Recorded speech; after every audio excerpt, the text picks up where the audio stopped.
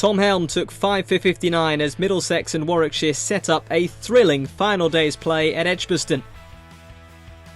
Middlesex began day 3 on 302 for 6, 32 runs behind Warwickshire's first innings total with 4 wickets in hand. Stevie Eskenazi's career-high score had kept Middlesex in the contest on day 2 as wickets fell around him, but he could only add 1 to his overnight score before he was cleaned up by a ripper from Barker.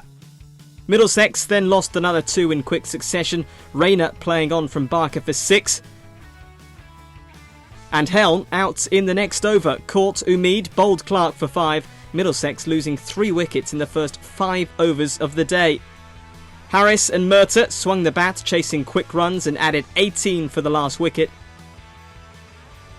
But when Clark had Murtagh caught behind for 10, Middlesex were all out for 334, leaving scores even after the first innings.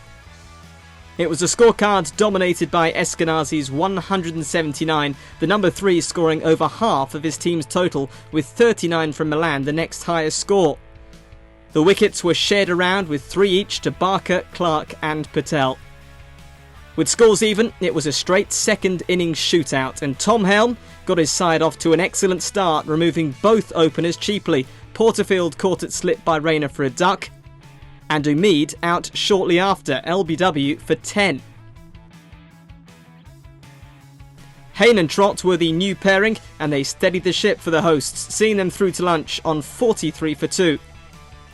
The pair added 34 after the break before Hayne was out for 37. Higgins the bowler, Rayner with the catch. Lamb lasted just 4 balls before he was the next to go, caught behind off Harris for 4. Ambrose was the next man in, and he proved good support for Trott as the total passed 100 and Trott brought up a half century.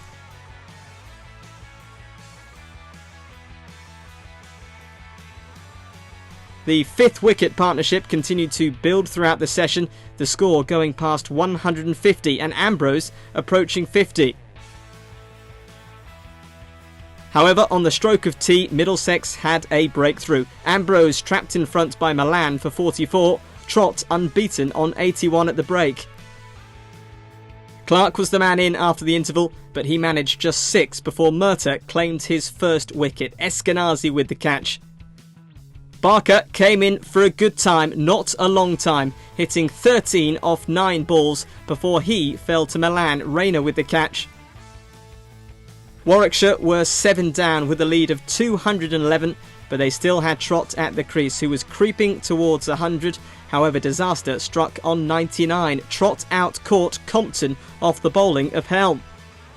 That wicket was the beginning of the end for Warwickshire. Patel out 2 overs later, caught Sterling, bowled Helm for 14. And Panayi out for a duck 3 balls later to end the innings. Helm claiming 5, Warwickshire all out for 233. Trott the standout performer for Warwickshire despite falling desperately short of 100.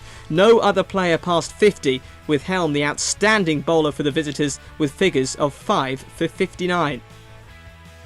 Middlesex then required 234 for victory, but their run chase couldn't have gotten off to a worse start. Robson LBW to Clark for a duck, the opener earning a pair.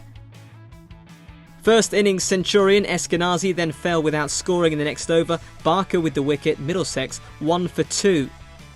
Milan joined Compton in the middle to stem the flow of wickets, and the pair managed to survive the remainder of the session, Middlesex going to stumps on 36 for 2. It was another even day's cricket at Edgbaston, with the match set up nicely for an exciting final day's play, Middlesex requiring 197 runs for victory, whilst Warwickshire require a further 8 wickets.